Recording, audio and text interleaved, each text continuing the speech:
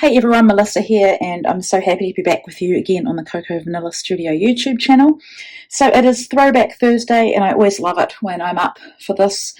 Um, Basically, it means that we are to use an older collection. So I decided to throw it back to 2019, pre-COVID days, the year of craziness that was 2020 and pre the ongoing craziness that is 2021. So I'm going to go with Unforgettable, which is one of the most beautiful collections.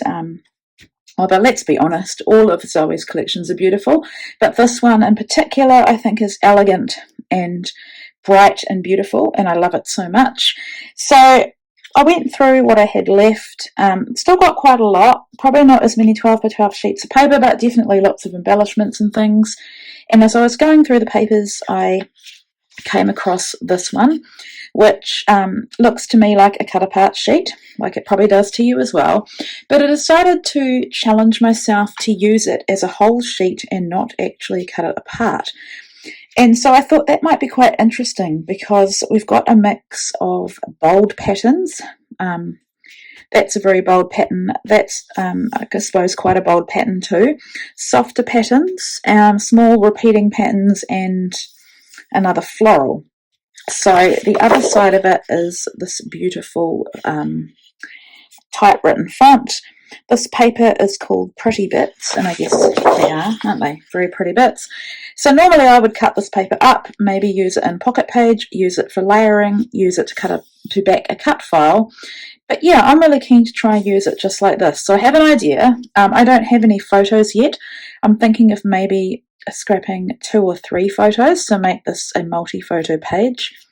What I think I'm going to do is use my sewing machine with black thread and stitch through these lines, and then I'm going to build on each of these. Now I may even trim this down a bit. I don't know, I need to think about it because I don't want to kind of, this is the pattern that I'd have to be careful with, so I don't want to trim too much off, but I'm sure I'll pull out my trimmer and have some, have a think and have a play with that. I've also got this beautiful piece with the butterflies on that I can fussy cut. And then I've got these 2 pieces. It's the same piece, isn't it? So, yeah, same piece, but obviously some are not. That one is missing off this one, and vice versa. So I may use some of those as well. Let's turn this over so that you are not looking at a busy background. I've also got scraps and these branding strips, which I could trim down and use. I've held on to them, so I should try and use them. More bits and pieces of scraps. I've got the ephemera pack. I think I've got another pack of that as well. Yeah. So die cut ephemera. Not many left in there, so it'd be good to use up some of them first. I've got a few other things in there, like a cut apart, fussy cut, butterfly, a couple of cut files that I've backed for something I made last year, I think. Got a full set there.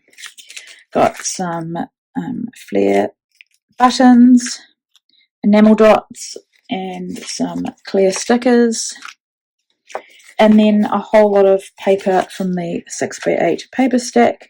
I'm not going to show you all of this because you'll see it as I work with it.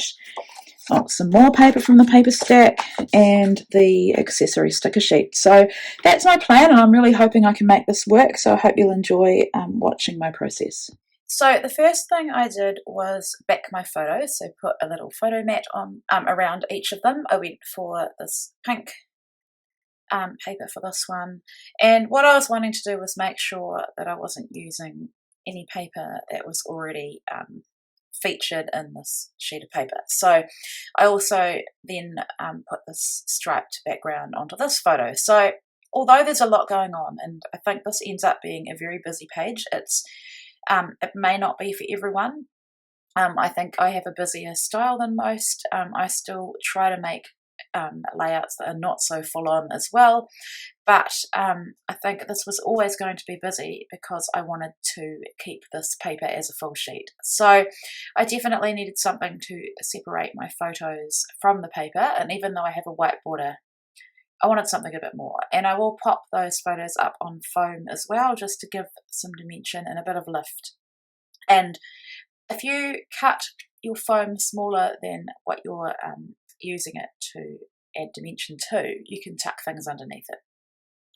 So I'm using the 6x8 paper stack, and I've cut off that little cutter part that's quite small. Obviously it's scaled down, and that's why I'm using it, and I've distressed the edges. So distressing the edges is another way of adding not only texture, but it also it separates the element from whatever it's been placed on. So it's another way of adding dimension, I guess, without adding dimension, if that makes sense.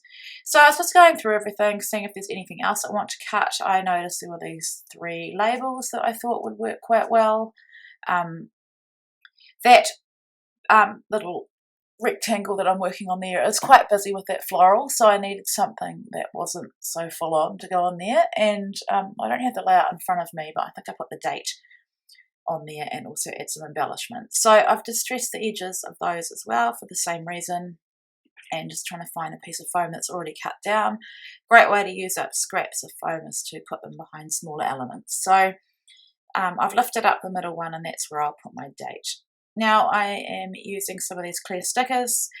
There are some leaves on there. They're very subtle, but I mean, we need a few subtle things on this page because it is so full on. Now, I'm sorry, but I'm slightly out of frame there, and that's just because I've changed my setup so I can get rid of the camera, the tripod legs. I'm sort of a bit over them being in my videos, so I've had a go at just lifting my tripod basically, but at this point I'm not aware that I'm out of frame. So I've used some of those clear stickers as like a mixed media look, and then I've placed the foam title over the top. I really wanted to use a foam title, so I needed to make sure it was going to fit in that rectangle, and I know it seems pretty simple, but love this. I mean, I do. I love I love the photos of my friend with my daughters. So this layout is more about Ava, even though Brielle is in the photo. I've decided to give it to Ava since I had 2 photos of Chloe with Ava. And I just think it's really cute. And I've asked for Chloe's permission too, so in case you're wondering, she's all good. She's all up for being put on social media, so that's great. Right, so I've put one of the foam hearts on that other photo as well. On the wall, they've got, and this is at church, and on the wall is like the, what do you call it, fire alarm and information on that, so I wanted to cover that up. And I'm also having some elements cross over into the other rectangle. So I've got the die cut ephemera flower there, and I've got some leaves that go across. And I have to say, I love how the hand stitching turned out on this one.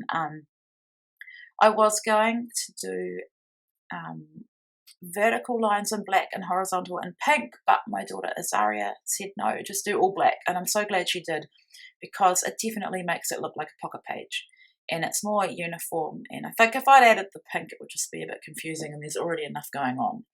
So I'm working on several of these rectangles at once.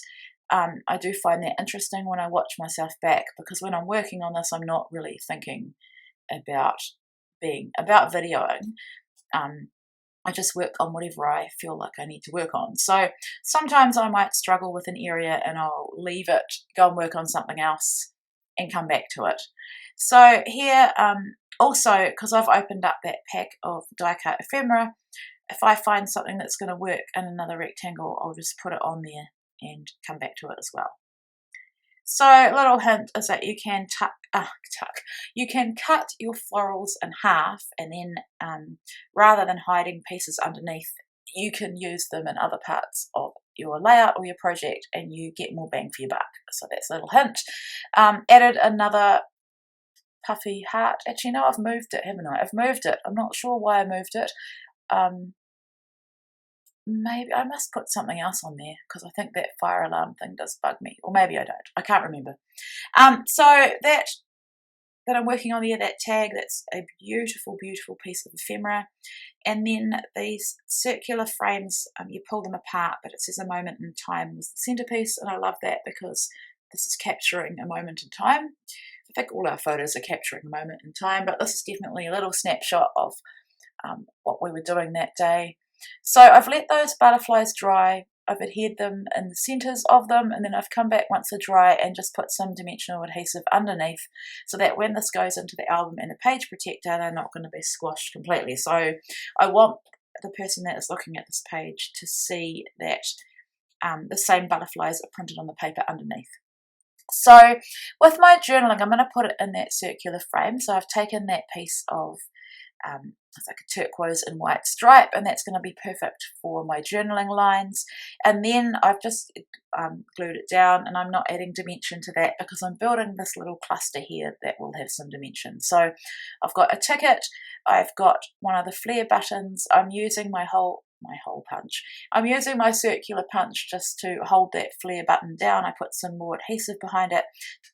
Excuse me. It doesn't work very well, so later on I come back in with some dimensional adhesive. And the thing with dimensional adhesive, or these ones that I'm using, is that I can't add them to liquid adhesive. They just won't stick. So it's better for me to wait till that's all dry and then go back in and add it. And I think I add it off camera at the end. So the final little rectangle that I'm working on is that pink and white stripe, and I had a piece, I think that's from a 6x8 paper stack as well, of that scripty paper, and I definitely like having that black and white paper, or white paper with black scripty font, just to break up everything that's going on. And then I love that beautiful die cut ephemera camera, and I've just put that on foam and just building a little cluster just for interest, really, just like you do in a pocket page. You don't have to fill every single pocket with photos or with journaling. It's quite fun to play and just have some embellishment. So this, excuse me, this pen, I don't know what's going on with my throat again today. Whenever I come to do a voiceover, I seem to have a talking problem or a coughing problem. But anyway, this is a close to my heart shimmer pen, and it is clear. You can get them in different colours as well. The clear one just adds some glittery kind of metallic shine, and I find it hard to stop, to be honest, once I start doing this. So I'm adding it to the feather, the butterflies, and I think a few other areas on my layout. And it dries quite subtly.